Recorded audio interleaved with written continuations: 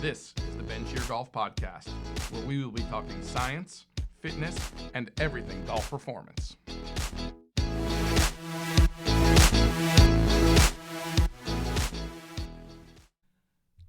Welcome to the BenShearGolf Podcast. Crazy, controversial topic today. The S word. What's the S word? Specialization. Do not let your kid specialize. He may die of cancer. Do not let your kid do this. Do not let them do that, because the world is going to end if your kid specializes. I promise you, only bad things can come from that. So what do we think of when we hear specialization? From a golf perspective, we think of some young kid standing on a range and the crazy overbearing parent or coach yelling at them to hit more balls, like I'm watching Herb Brooks and Miracle on Ice. Send them! Again!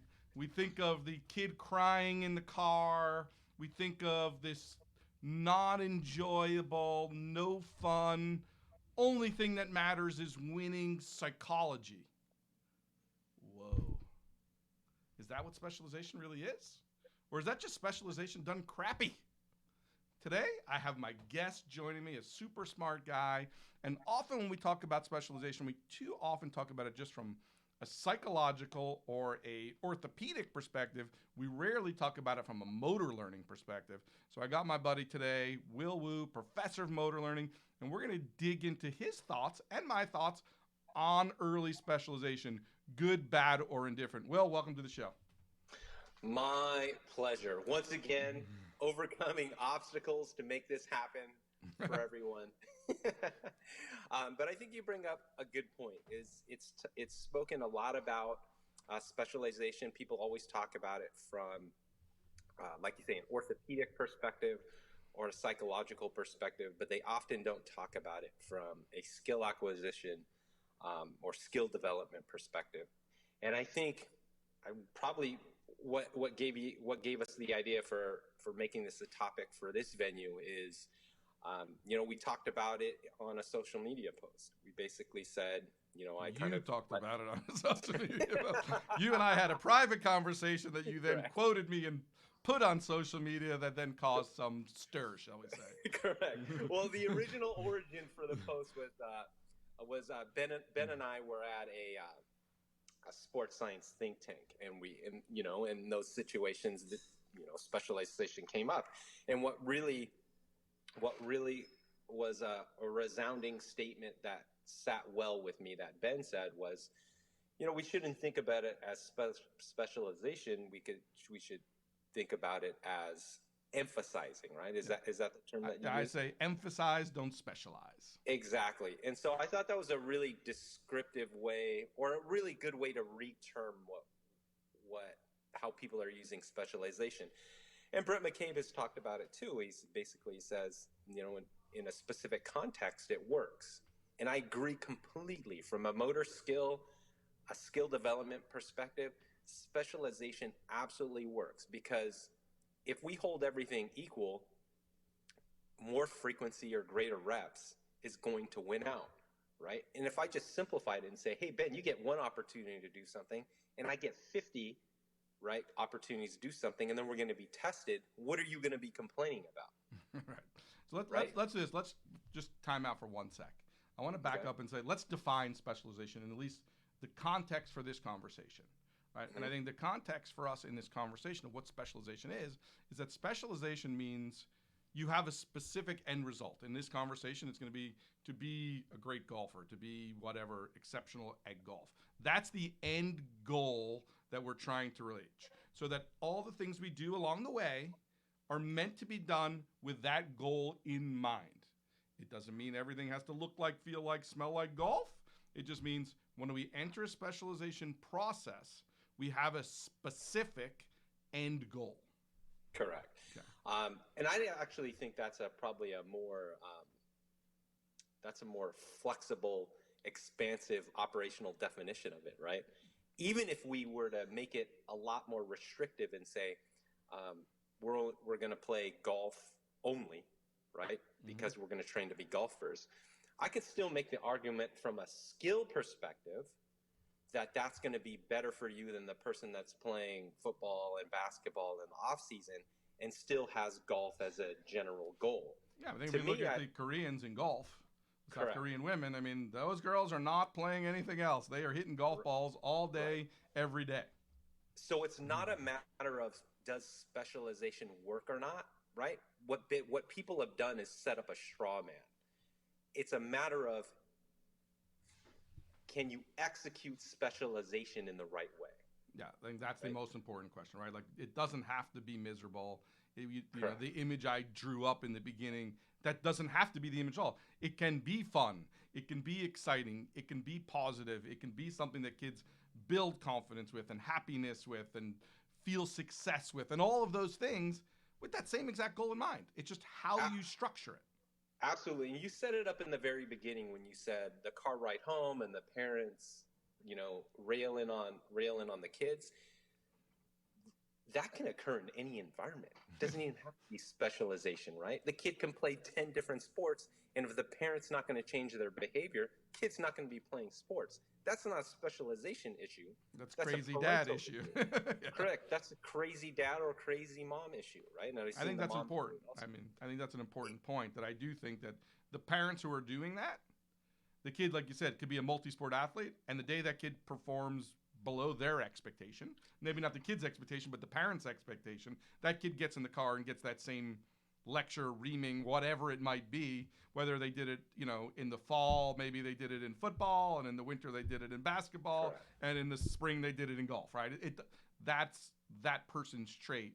It has nothing to do with the sport or specialization in and of itself.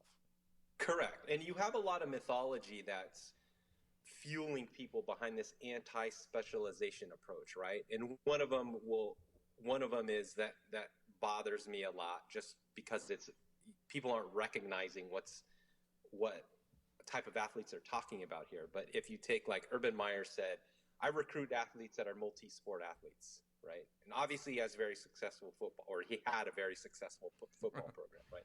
With a lot of successful players in the NFL. But why are his players so successful at the multi-sports? Well, maybe it's because they're 6'3", 215 pounds, right? And run like the wind, and strong as can be, and you name it. And that just so happens to be really good for football, basketball, and baseball, right? Or with soccer, or whatever, rugby, whatever that means. And so their physical abilities allow them to play multi-sports.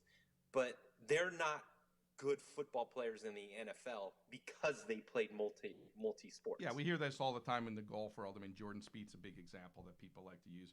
Oh, he was a really good baseball and basketball player in high school, you know, hence he's Jordan Spieth the golfer. And I always say, no.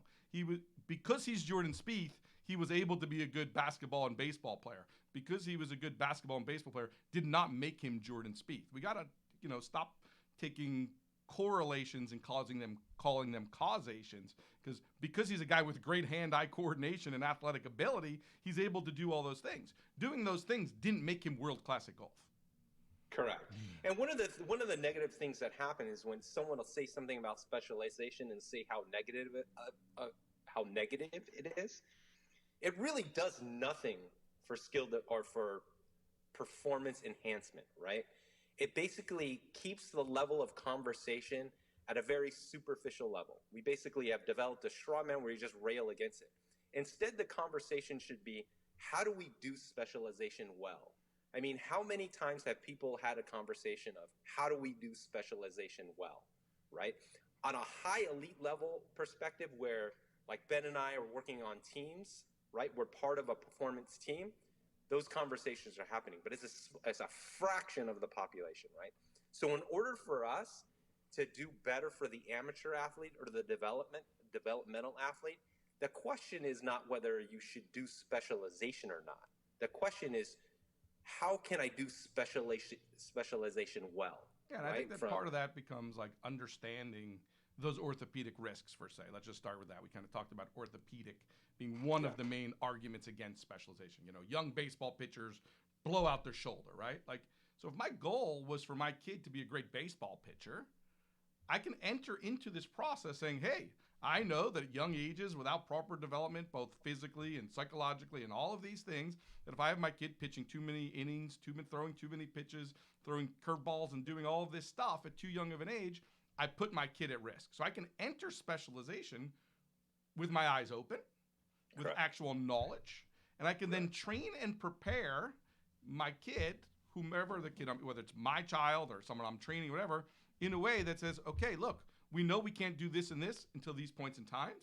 Here's some things we can do in the gym that offset potentially some of those things. Here's some other movement activities we can be doing that help offset those things. We can dose those things in properly and progressively over time, etc. Right? Like, you don't just blindly go in and then say, oh, well, it fell apart, right? I mean, I guess you could, but that's silly, right? We're smarter than that, and we have more knowledge. And the orthopedic stresses are pretty common across the board from sport to sport. Baseball players with their shoulder, right? A lot of the back kids, kids in golf now are just trying to kill drivers all day, are getting low back pain, whatever the case may be. We know what those things are. And we also know things that we can do to help minimize / prevent those things. And that is still specialization.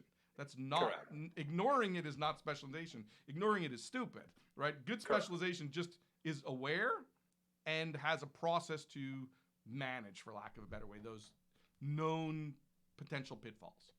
Correct. So this is one of the ways that I do it. And so one of my favorite clients also is my son Kingston. And so just by his physical traits and characteristics, I have an idea what they're going to be like. And there's certain sports and certain activities where his attributes are going to be more successful than any other activities.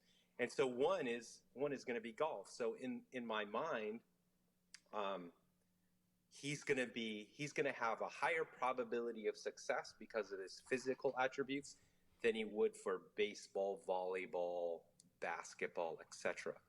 So what have I done to specialize, right? And so he's swung golf club since. How old is your son? Just so give people some context. So right now he's 10 years old. Okay. So he's swung golf club since he's been able to walk. Probably had a golf club in his hand ever since. But if we talked about his organized competitive play, he probably has more data points in baseball in terms of his competitive play. Now you might ask me what's going on there, right?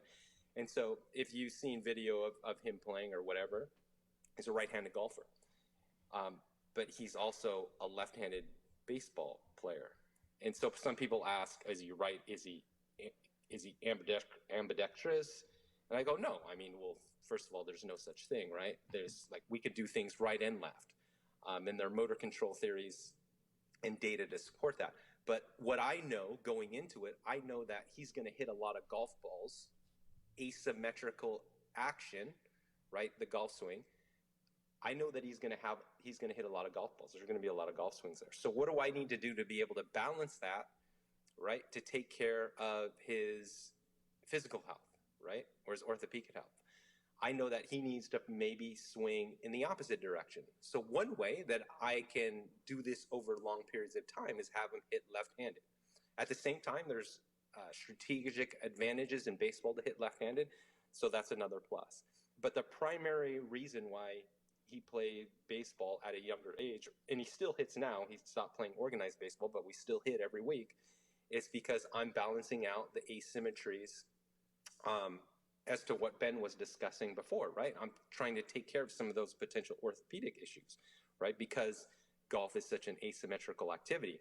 And so that's just the health component to it, right? Now, if we really break it down from a motor skill perspective, right? What is the advantage of hitting a baseball over a golf ball, right? And I'm not going to get into this could be a completely different topic, argument, or podcast, whatever it may be. But if we use a specific way of classifying motor skills, hitting a baseball is more complex than hitting a golf ball, right? So if we operate off, correct, right? The baseball's moving, it's moving in a non-predictable way, but the golf ball is not, right? So what I'm doing is I'm putting him in a motor skill environment that's greater in complexity, and then all of a sudden he goes to a less complex, an easier motor skill, and so I get an advantage there, right? And this is continuing on from long periods of time, right? From different maturation rates, different age periods, etc. So from a skill perspective, what I've done is created a more challenging training environment for him, right? Whereas if we look at it in terms of specialization, consistent to how Ben operationally defined it at the beginning, are we still specializing? Absolutely, right? Our goal is still the same, to have him be an elite golfer at the end of the day. But this is, we're talking about what good specialization should be, is that you take into account the knowledge that we have going into that goal. Here's our goal. What knowledge do we have to get there? We take that into in this example, the orthopedic component, as well as the skill component. Correct. And we've done two things by having him hit lefty, right? You've given him a more complex skill, A, and you've balanced his body out from the asymmetry of golf, B. So it's like, wow, that's a win-win, super smart way, but that's still towards your specific, specialized goal. And so while people blankly throw certain things out there, where we'll use football as an example, if you had so someone might turn around and say, well, look, see, you're proving the point. That's multi-sport, right? Well, yes and no. It's a sport that's a rotary sport, so it's a complementary motor skill, like you said, with a more advanced test. If we took him and put him in swimming, per se, I don't know, whatever, well, that would still be multi-sport and would not check the boxes that you just checked. Yeah, so I look at it this way, is with that specific goal in mind, what are the activities that are contribute to it? So he's not going to play football, and he's not going to play football, because the neurological data doesn't support that he should play football. And then if we just look at it from a skill perspective, right, developing his skill and refining his existing motor abilities, I get no bang for the buck in football, right? I get no bang for the buck in swimming, right? But there are other activities where I can get the bang for the buck, whereas he's refining his existing motor abilities and he's developing his skill, right? And then even from a psychological standpoint, like I'll look at it this way, is, he's been playing, he probably has more training in Brazilian Jiu-Jitsu than he does in golf and baseball. And Brazilian Jiu-Jitsu, like from a physical standpoint, the good thing about it is there's symmetry to it, right? So you're pushing and pulling, right and left, both arms, both legs you're using. But how I see that primarily, right, and I'm specializing as Ben operationalized at the very beginning, there's a goal. My goal is there's a psychological goal associated with that, right? So how I look at that is when he's in a jiu-jitsu competition, he's basically fighting every day, right? And if you think about dealing with anxiety, dealing with stress, dealing with high arousal levels, what is a greater arousal level or stress component than someone wants to fight you, right? Then he has to cope, right? And he has to deal with emotional control. And so he's in that because, man, he can either, what's going to be a bigger deal, a bogey or someone smashing you feel like you're going to pass out, right? And so that's another example of, are you checking the boxes in terms of what is that overall goal? And how you distribute them is actually going to be really important over a period of time. But that's specialization, my friends, right? That's looking at it from a multivariable perspective. And what that is, I believe, will get better performing athletes, happier individuals, if we're taking into account the multivariable aspects that go along with specialization, rather than just saying specialization is bad, you should never do it. Oh, and by the way, go play these sports that don't contribute in any way. From a skill perspective, you're wasting your time. Yeah, so let's do this. Right. We're going to grab a break. So obviously the big argument against specialization is the LTAD people, the long-term athletic development model from Ishtan Bali that a lot of sporting organizations have kind of embraced, lots of parents have embraced. I'd like to dig into that a little bit and talk about where we see the positives in that, where I think they're missing the boat within that from the goal of being elite or whatever the case may be in this conversation is, and what we can learn from it and what we should discard from it as far as a true understanding of the development of an elite player. We'll be right back. Do you want to take your body and game to the next level? Do you want to get a program from the best in the business the same way tour players do, but don't have access or the finances to do it? Finally, BenShearGolf is offering various online training options for players just like you. Now you too can have access to the best golf fitness has to offer online. and at a price you can afford. For more information, go to our website, www.BenShearGolf.com, to learn more. That is www.BenShearGolf.com, SHEAR to spell shear. Welcome back. We're talking about the S word, specialization. Such a dirty word, specialization. So before we went to break, I mentioned that we're going to talk about long-term athletic development. Long-term athletic development, or LTAD, as a lot of people like to call it, was created by a guy named Ishtan Bali. It's something that when you listen to it and you read it, it seems so great. It seems so great. But both Will and I have done lots of searching for research to support LTAD as a better model, and there literally is nothing to support it as a better model. Anybody can tell me they like it and give me all the reasons why they like it. I get it. Okay.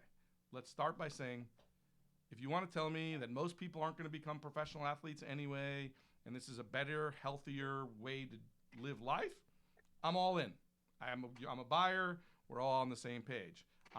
We're just talking about it from this perspective we talked about at the opening of the show, which is specialization with the goal to become an elite golfer in this example. And it could be any sport, but we're going to stay in the golf working. And so long-term athletic development is basically breaks your lifetime into 7 phases, right?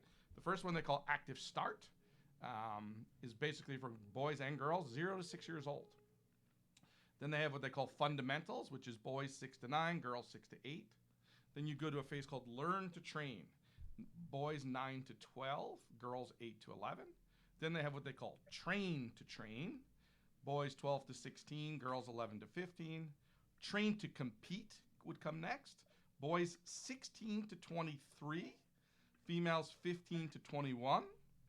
Train to win, males 19 plus and females 18 plus. And then the last part is active for life. So I love this for active for life. If my goal, like at the end of this, it doesn't say anything about elite. The last phase is active for life. So I do think it's a really cool model if the goal is active for life. So I am not anti-LTAD. If your goal is not to be elite, you're just playing sports for enjoyment, it's something you're just purely doing for fun, you don't really care about playing in college or going anywhere with it, it's just recreation for you, awesome. Have at it. Do this. I think most people with that goal won't do this. They're just going to go play what they want, kind of go to the gym when they want, do what they want. I don't think they're even going to follow a structure. They're going to more just live what I would call an active lifestyle, for lack of a better way of calling it. So, I mean, I know Will's done a bunch of study on this and where LTAD comes from and why it might not be the best model for a golfer. So I think the first question is, why are we bringing this model up? And we're bringing this model up because this is the basis, this is the foundation for everything that you may read in a popularized book by an author that has no formal sports science training background, right? It could be from a Facebook, Instagram, or Twitter post that you might get telling you not to specialize, how good it is for you to swim if you want to be a professional golfer. This is where it's coming from, right? And so we're basically addressing the source. And there's two big issues here, right? That Ben mentioned that we need to discuss here. One of the first issues is we'll just take when this model allows you to learn to compete, right? Which they say learning to compete specifically. Learn to train. Train to compete. Yeah, training to compete happens at the chronological age of about the boys 16 to 23 and females 15 to 21. Great. Now, so let's put that in the context of junior golf, right? So you're learning to compete at the age of 16 years old. So that's like, for most kids, that's like sophomore or junior year of high school. So a lot of parents out there and a lot of the practitioners out there are training their kids, right, or their juniors to get college scholarships. So Ben, when do those usually occur? Yeah, I mean, if you're just starting to train to compete and you haven't been competing and actually performing in those competitions well, You're not going to play college golf. I have a massive junior golf program here. We send lots and lots of kids to play college golf, and many of them have, the rules changed, got pushed back 1 year this year. The rule did change a little bit, but I mean, we've had kids before they put a peg in the ground for their sophomore year in high school are fully committed to Division I colleges before even playing. And so if they're just starting to train to compete at that point, they're not even going to be in a conversation to be thought about for college golf. Yeah, and if you look at it from a skill development standpoint, too, a lot of, and I'm in agreement, and a lot of coaches will say, well, there's one thing about the golf swing. You learn the golf swing, right? Or you learn how to execute the golf swing. And there are good ways to do that and poor ways to do that. Different conversation. But nonetheless, you learn the golf swing. Just because you've learned and executed the golf swing, have you become a good golfer? Then you got to learn how to play golf, right? So there's one thing between swinging it well and playing golf well, right? It's a difference between looking beautiful kinematically on a video and say, wow, that's a beautiful swing, to being able to score, right? So then after you learn how to score, then you have to learn how to score in the context of a competition, right? Or a tournament, right? So you have these separate things here. And these things don't take, for golf, these things don't take a short period of time, right? You can't try harder in golf and become and improve your scores or become a better golfer. In basketball on defense, if my team tries harder, we all of a sudden become a better defensive team. But trying harder within your round when you're not playing well. What does that do for you, right? It is basically a sign, and it's a revelation that golf is highly dependent on skill, right? Rather than what I call the engine, right? And the engine might be like a speed, power, or endurance ability, right? A biomotor ability, so to speak. But if you just talk about it from what are the demands associated with golf, it's very skill dependent. That's why we have tall champions, short champions, skinny champions, fat champions, well-built champions, etc. It doesn't matter physically, right? Hey. Because it's more highly dependent upon skill. How have you developed? How have you learned over a period of time these golf skills? Right, where this long-term athletic development was basically originally developed from track and field. Correct. So if you look at a sprinter, it's just gross motor skills. So to your point, more effort is better, right? Like if I push harder, I run faster, right? Like simple as that. And the skill, you don't lose no matter how nervous you are, you don't lose your control over running because you're nervous. Like, if you're going to have a race and someone says, I'm going to put $100 on it, and there's pressure, or if a lion's chasing you, you don't lose your ability to run. Running is running. It's a gross skill. It's easy to execute over and over and over and over again. The same and more effort may actually help you be better at it. Where to fine motor control, if you were playing darts or things in golf or whatever the case may be, the more fine the motor skill is, the more the environment and all those other things affect the outcome. Yeah, and even on top of that, I'll say you'll get more stable performances under pressure situations if there's a greater physiological demand than there is a skill demand, right? So with what Ben is saying is right on. With sprinting, you're going to get a more stable performance with sprint performance under high pressure environments because it's less skill dependent. Am I saying that running fast requires no skill? No, I am not saying that. Yeah, the variance doesn't change. Correct. Or changes less. If we look at skill on a continuum, which activities require more skill, which activities require less skill, golf is going to be an activity that's on the high end of the skill continuum, right? And so on the other end, right, you're going to have your more gross motor sports, right, like sprinting or distance running and things like that. And so if you look at this long-term athlete development model, and where they're coming to their conclusions based on what types of activities, it comes from a track and field background, right? Where typically, like if we think about, let's just talk about the event that people really look forward to seeing is the 100-meter sprint, right? If we just take the 100-meter sprint and we say, what's the skill demand associated with that? It's not going to be very high as compared to golf, right? And so you're going to be set on the wrong pathway if you're using this model for an activity such as golf that relies so much on skill in a variety of different perspectives, right? Skill level of the action itself, of the swing, right? Skill level of actually playing golf. And then the skill level of training and playing competitions and learning how to operate within those highly competitive scenarios. That takes time, right? So if you're starting that at 16 years old, I'm not saying that no one's going to be able to do that, but your probability even becomes smaller of success if you're using this particular model. You don't hear a lot of guys on the PGA Tour who picked up golf at 15, or whatever. You just don't. You don't see that really existing. And I think your point is, like, if you took someone who has a beautiful golf swing, let's just say on the range, and then you threw them in the Masters on a typical day, they're going to vomit on themselves and have zero chance of even performing at all. But if you took them and said, hey, how fast do you run the 100-yard dash? Okay, I run it in 12 seconds for simplicity of this conversation. You said, we're going to put you in the Olympics. You'd probably still run pretty close to 12 seconds. You wouldn't really run any different time. Maybe a fractional here or there, but you would run right around that time. Your golf performance, if you were thrown in that same part, would absolutely fall apart. Yeah, and some people might say, oh, there's this one golfer, right? Fine, we can find an outlier for everything. Right? And then, and then I will say this. That's just like saying, Bill Gates dropped out of university. No one ever should go to university.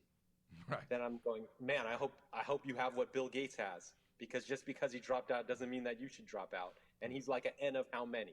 Yeah. Right. Just because he happens to be the one guy who's so freakishly smart, he's actually above the curve. Exactly. So if you're just thinking of that one or two sample size where it's success, well, have fun with that, because this is all about probabilities and playing the right. Because if you were doing a research project on, we'll use the Bill Gates example of schooling, and you put a research project out there and said, let's look at people who are successful on a chart, and however we define that, made $1 million or whatever our definition is, and we plotted them all on a chart, and you hand it into your professor to show your graph, he would say, okay, get rid of this guy over here, get rid of this guy. Those are outliers. And Bill Gates would be wiped off the chart. He wouldn't even be part of the conversation. Correct. So you wouldn't use him as any part of the learning of what it took to get there. He would just be discounted.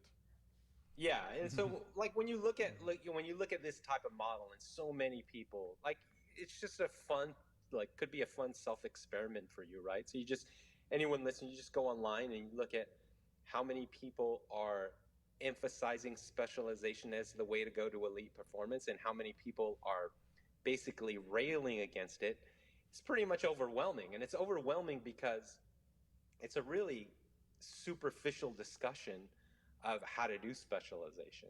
But if you target specialization well, then you'll get good success with it. Yeah, I think at the end of the day, we still look at the people who are making it. They specialized.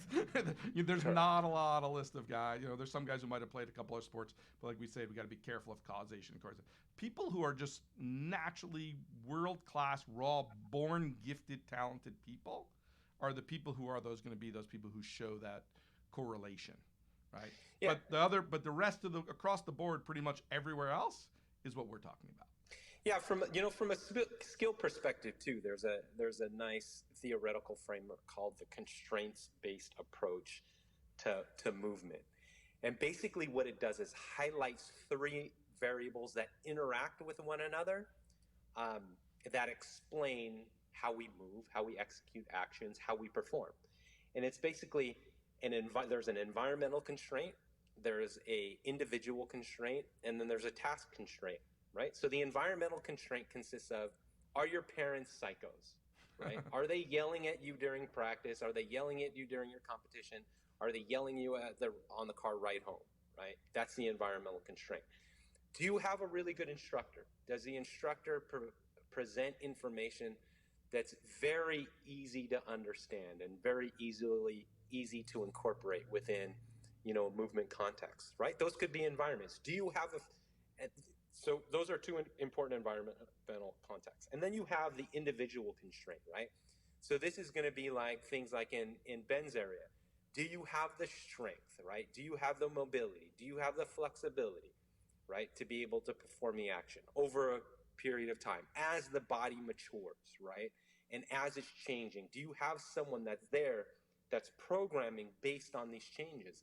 And even more importantly, if you're a female, right, going through physiological changes is going to be completely different from a male at certain ages. So do you have an individual there that can handle the individual constraints, right? And then you have the task constraints. You have a really good example of that is club fitting, right? Do your juniors, do the adults, are they using clubs that aren't masking the true skill because they're improperly fit, right? So you have all of these three components that are interacting together. And really, if you look at specialization, you say, let's look at these three components. Do I have a really conducive environment, right, that promotes happiness, that promotes skill development, right? Do I have individual constraints that are accounted for, right? Am I training against injury, right? So I mentioned this earlier with my son being a left-handed baseball player, but a right-handed golfer. Do you have a responsible or very good physio or strength coach that's programming throughout, right? Task characteristics, right? Are you monitoring the types of clubs and how those clubs need to change as they grow, as they get stronger, etc.? So if you're monitoring these three things with specialization in mind, then it's a much more responsible way, and the probability for success is going to be a lot higher. And it's a much more nuanced and detailed conversation than just creating the straw man and saying, specialization is bad. You should never do it. Let's go, do this random activity because it's not golf. Right. So let's do this. Let's take another break, and we come back. We've given our feelings and our opinions on this, but obviously people are sitting there going, okay, well, that's great. So if I'm not supposed to do LTAD, what do I do? What does this good specialization look like from youth through the process? So we're going to take a little break, and we come back. We're going to literally walk through how we would do this and how you're kind of doing it with your own son, but how we believe this can be done in a way that has happy, smiling kids who are healthy and productive, and has to include the non-screaming parent in the back seat. So we'll be right back. Hi, I'm Ben Shear, PGA Tour trainer, Golf Digest fitness advisor, and host of the Golfer's Edge on SiriusXM PGA Tour Radio. So when I first saw these sticks, I knew I had to get involved. Three huge benefits from this type of program. Number one, it's going to allow us to get our club and our body in positions to have a consistent, efficient, and effective golf swing. Number two, it's going to reduce our risk of injuries. And number three, the big thing everyone is looking for, it's going to allow us to hit the ball that much further. All right, welcome back. So Will and I are talking about the S word, the scary, naughty specialization, the crying, unhappy, broken down, surgically repaired child, and all of that stuff that goes into specialization. And so we've gone on with our opinions. We obviously now know that we think specialization can be done and should be done if that's the goal, and certainly does not need to be the goal for everybody, but if it's a goal in a totally different, productive, positive way that allows for everyone to be successful, reduce their risk of injuries. Look, anybody can get injured. People who play multiple sports get injured. Like, that's not something you can ever 100% eliminate, but going in with your eyes open and increase your chance of success. There's no, look, if your kid's a total uncoordinated, shall we say, I don't care what model you have. If you're totally uncoordinated, you're not going to be great at golf. Sorry. Not everybody has the capability, just like not everybody, no matter how much they practice the piano, could be world-class at the piano. Not everybody can be world-class at everything. That's just the way life goes. We also have a talent constraint that we're working within that we have to, we're all trying to be the best us, whatever that means. And if you're okay with approaching it from that, hey, what's the best me? And I think like when Will talked about his son, he said, look, I'm not going to put my kid in volleyball because neither my wife nor I are very tall. So the odds of him becoming an Olympic volleyball player, probably not great, right? So he tried to find something that he thought his kid would like and that he actually has a chance to be successful. I'm a pretty good hand-eye coordination, whatever it is. Looked at some physical abilities that he thought the kid would have and then try to use that as the starting point to then build the framework of specialization off of. Does that a good way of saying it, Will? Yeah, I think if we're at the point right now, right, um, in terms of this episode of, all right, we've provided some, I think, nice evidence and support to say, let's move away from just this really superficial discussion of specialization and talk about a nuanced approach to it. Where do we start, right? And I think what you brought up is a good place to start is, what does mom and dad give you? Yeah, what do you come to the table with? If you want to be a football lineman and you have to be 350 pounds and both of your parents are 5'6" or 5'2" and weigh 140 pounds, being an NFL lineman is probably not a good goal to go into it with. Correct, but from my perspective, for my kids to play golf, for my kids to play football, it's number one, it's the no-brainer because from a health consideration. But let's just say football didn't cause brain damage, right? And let's say that it made you right. Let's say that it didn't, right?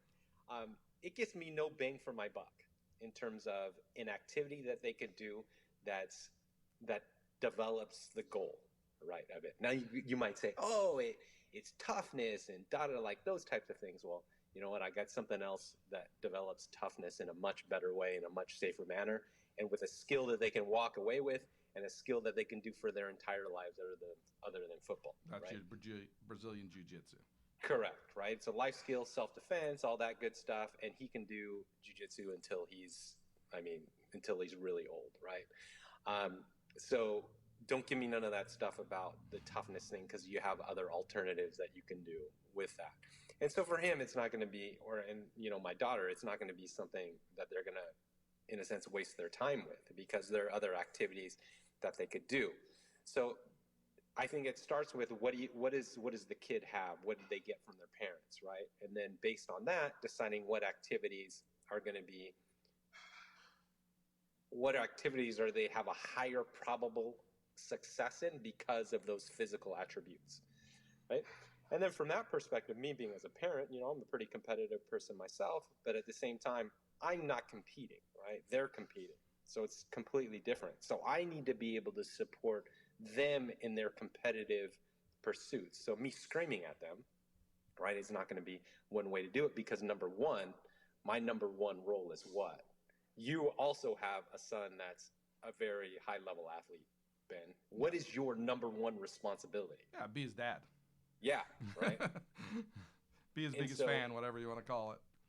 And so you have to think about it when they're much older and they're making whatever speech they are at a wedding, at a graduation or whatever.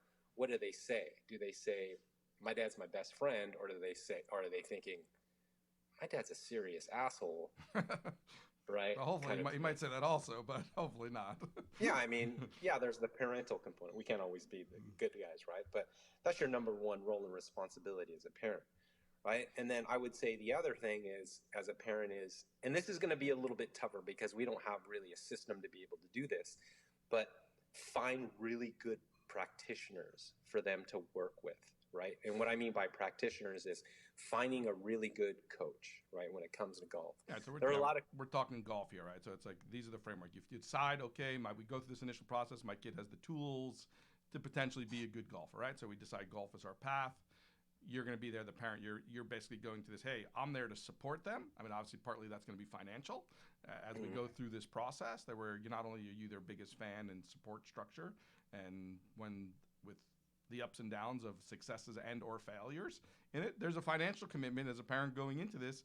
If you're going to really do it, it doesn't happen for free. Like we're going to get into now, we need to go find that team. We need to build that support staff for your kid, and you're going to have to pay for that to some level. Correct. And, and if you do it well, it makes your life really easier, right? Because if you have a coach that does a really good job of communicating information, and not all coaches communicate information well, right? And develop skill well. But if you do find it, your job becomes that much easier, right? You don't have to say anything because, number one, they know way more than you do. So whatever you say is probably going to be wrong. And so you rely on them. And then, right, and then we're also talking about, in addition to coaches, we're also talking about physical trainers, right? Do you have a good physical trainer that can look at the long term, right? So, my son's 10 years old. Does he really need to do speed power work when he's 10 years old? from my standpoint, from a physiological standpoint, he can't leverage hormonally, right, some of those effects. He can get some things in general training that he would others. But for me right now, I look at it as I just want a healthy mover. And then when he can get that big and step in at any time, Ben, if you think this is the bad approach or I need to refine it in any way. But I look at it as keep him healthy. And then when he can get that physiological bump, when his body's prepared, then that individual, right, knows when to do it, knows when they're ready. I would say in this, at his age, it doesn't have to certainly be in the gym, but he needs to be doing things neurologically that are maximal effort. Correct. From a speed and a power perspective. That could be, like you said, you have your son just hitting some baseballs. You can have them on a batting machine and say, we're going to hit lefty, and I just want you to try to we're just this is a home run derby. I just want you to hit home runs, right? I mean, that could be all he needs to do from a neurologic speed and power development perspective at this age. And as long as he's outside every once in a while, running around, running fast, doing some of that stuff, that's probably all he really needs to do. But you can't take your 10-year-old and say, hey, my kid's a great mover, and all I'm worried about is him just hitting little straight short shots down the middle of the fairway, right? That is certainly no good, right? So we do need to, yes, he's not benefiting from the hormonal perspective, but there is neurologic development that's happening at a young age that you don't want to bypass. Correct. And that's that's like the double benefit, right, that you get from baseball hitting, right? Or even throwing, right? So it's like, throw it hard. Throw this ball as far as you possibly can, or as much velocity as you possibly can. And really, as a parent too, or as whomever it is that you're working with, you only have so much time in the day, right, to do a variety of different things. So you want to know when you get the most bang for your buck at a specific period of time. So if I'm taking at this, it's going to be different when he's older. But if, like, for my daughter, she's 7, if I'm taking her to do physical training 5 days a week or 7 days a week, right, for whatever, hour or more a day, that's too much because I could be spending it on skill. But is it okay for her to reduce that amount so I can have a trained professional make sure that she's moving in a healthy way? Absolutely. I will say, from our business perspective, we do have a lot of situations where kids will come here and, let's say, train all winter long, 6 months straight. The minute the golf weather turns here, we live in the Northeast, so people are running outside to play golf. And one of my biggest battles I have with parents, and the interesting thing is the parents who listen, their kids end up being the better ones, the kids who don't. It's like, hey, look, you've been training all winter.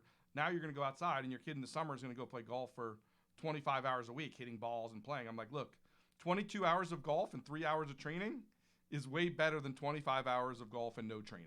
And like, people feel like they miss so much golf in the winter that they have to get every minute they can. And I think that's a huge, huge mistake that a lot of golf parents make. Well, you bring up that's a really good nuance that you bring up, because I'm on the West Coast. It's in Southern California. It's sunny all the time, right? I don't have an environmental constraint. Bragger. But I think it's a nuanced discussion to say how I do it is going to be different from someone who's in the Northeast in terms of how they do it, where you do have an indoor season where you do have development going on, right? Yeah. And it's no choice. Correct. But nonetheless, it's going to be different. So there's even a nuanced approach and plan, with a nuanced approach to this, how you do specialization. And it's just based on geography, right? Or what our environmental climate is. Yeah, it's incredible how many Division I golfers we pump out in a place where you can't play golf 6 months out of the year, basically 5 months out of the year. And our focus is on the physical and stuff like that. They might hit balls into a net and on TrackMan, putt a little bit on a putting green, but they're obviously not logging lots of golf hours. They're actually spending more time on their bodies. And you can find a formula of success in various different forms, I guess is my point. Correct. And I think you highlight an important point is the distribution of what they're doing from season to season. So it's never you stop doing skill development during the winter. It's just the skill development becomes a little less because the environment dictates that, but it allows for other things where you can concentrate on the motor, right? The individual constraints, how strong they are, how mobile they are, how flexible they are, right? And then when the weather turns, that distribution changes. but shouldn't go from whatever to zero. Just like you were doing some skill part, you got to maintain the body part, right? And it's always about kind of taking the next step and at least holding on to what you've gained. So as you incrementally, I always say, like, the progress of young kids looks more like steps if you were to chart it and plot it, much more than a ramp. We like to think it's like this, constant progression going up this way, when the reality is kind of you go up and then they level off and then they go up and then they level off. Yeah. And it's much more of a staircase than a ramp. Yeah, absolutely. And then there's the other component to it, right? Which we talked about with a long-term athlete development model is, when do they compete, right? Some people will say that they shouldn't compete until a specific age because they don't realize it. There are these things that humans learn without knowing that they learn it, right? And so that happens a lot even within a competition, right? So I'd say, yeah, put them in a competition. Can it be very friendly? Can it be relaxed where you're not going by the specific rules of golf, right? They pick up after double par or after 3 shots in the bunker, they pick up. Absolutely, right? And then what's the parent's responsibility? The parent's responsibility is not to judge or evaluate how much they do, but to basically say, dude, that was awesome, right? Let's get out of here and, right, go get ice cream, or in my case, let's go get In and Out, and then leave it at that. Your case is like, let's go get a green juice with your kid.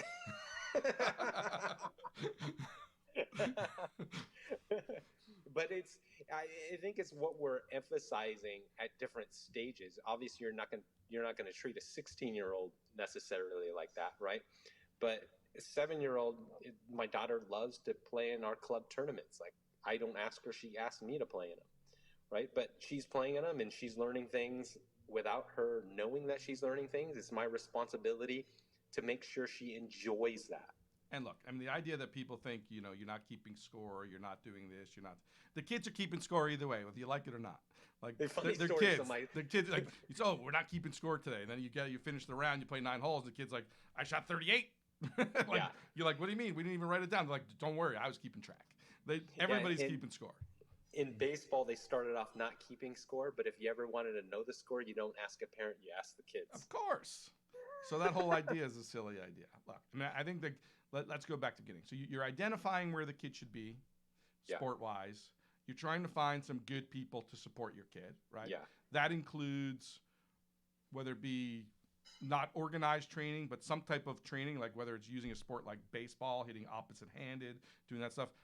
Other rotary sports would be good. Things like tennis would be fantastic. It doesn't have to be baseball, right? But golf is basically a rotary sport. So things involve throwing, striking, rotary movement sports. And if you can do them opposite-sided, home run, home run, home run, right? At some point, they're going to need to get into actual formal training. That needs to be with somebody who actually knows the sport, understands the demands of the sport, knows where the risks and the dangers lie from overuse and repetitive stress and blah, blah, blah, blah, blah, who's going to be conscious of those things, who's going to build training programs that work around those things, that's to build a structure that's supportive and resilient to those things, all of that stuff. That has to be done in conjunction with a golf coach who's building a golf swing based on how your kid's body moves, not based on their swing preferences or ideas. They have to understand your individual kid's physiology and have a golf swing that supports that, because there's a lot of ways to create impact alignments that can work, that can equal good golf shots. Not everybody has to hit a high draw. You can hit a low fade. There's guys winning and playing great golf all over the world doing various different things. That coach and that trainer need to be on the same page, right? As a parent, you got to be there being that cheerleader. You have to be the one rooting them on. You can put them in multi-sport, but make sure those sports are complementary sports. Like we said, swimming, football, those type of things. Yes, that's multi-sport. Even probably basketball is not going to help your kid be all that great of a golfer. Those don't transfer. So multi-sport is a cool concept, long as you understand what within multi-sport actually has some transference of skill. Yeah, and here's the nuance, right? Ben has a boy who's a high-level hockey player, right? And so does that mean he doesn't swim? Right? He loves to swim and surf, and he's a beach kid. Exactly, right? So they could do that recreationally, right? But when we're saying you don't need to swim, I'm saying they don't need to be on a swim team where they have a swim season and they're not doing very much of any skill development in golf, right? But does that mean that they're not swimming? Absolutely not. Does that mean that my son's not playing soccer, football, and recess? Probably not. I mean, he's probably doing that. But I'm not signing him up for activities that are going to take away from his skill development and taking away from his goal skill. Yeah, activities should be plentiful. Kids should be kids. They should go out and play with their friends, basketball in someone's driveway, whatever, the street hockey, whatever they do, they should be kids. Go climb a tree, do whatever you do, right? But multi-sport doesn't mean you have to write a check and wear a uniform or whatever the case may be, and have some coach who probably doesn't even know anything all that much about the sport anyway, other than they played in high school or something, coaching your kid, right? Most of them don't know all that much, right? So if we were honest about it, right? So it's like, if they want to go play town, rec, whatever, have at it. Go have a good time, okay? But understand, like, that's just for fun, and that's cool. But along the way, you still have to make sure you check your boxes of skill development, physical development, mental development, all along the way. You can't ever discount those things. You can weave the other stuff in around the outside. That's why I said in the beginning, emphasize, don't specialize. But it still is really a special or specific goal I'm trying to achieve. Yeah, I have a speaking series called Bullshit Filters, and this is a bullshit filter, right? When people are railing on specialization and say you should never do it, you got to call bullshit on that, right? This is really superficial way of looking at it, and so hopefully, right, at least start the discussion. What we're trying to do here, we're going to piss a lot of people off, and people are going to be in their camps, and they can be pissed if they don't want to hear it, right? They don't need to hear it, but you need to be able to call out bullshit when people are railing on specialization, because specialization done well, I'm sorry, folks, it works. And it's fun, and it leads to healthy kids, happy parents, smiling, great time. And when kids have success, guess what? That's fun, by the way, people. When your kid's actually really good at something and they're having success and they've worked hard and they've learned, oh, I worked hard at this and I got the result. Wow, that is actually pretty fun and fulfilling and also equally important in life. It's kind of an important piece of it. So, it's rare the kid or the player that says they're really good at something and they go, don't want to do it anymore. Yeah, right? I mean, look, we can all hear Andre Agassi's story and others. Again, those are the outliers to the story.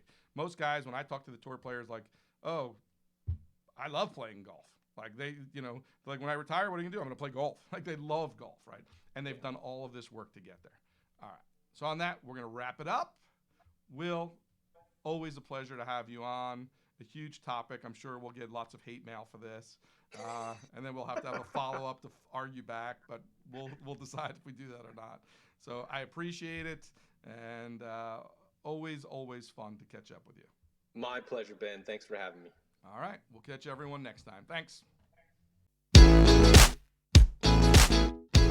Thanks for listening. Please give us a follow on social and check out our website at www.BenShearGolf.com for all of our programs and products. Also, be on the lookout for our next episode as we continue to discuss the best of everything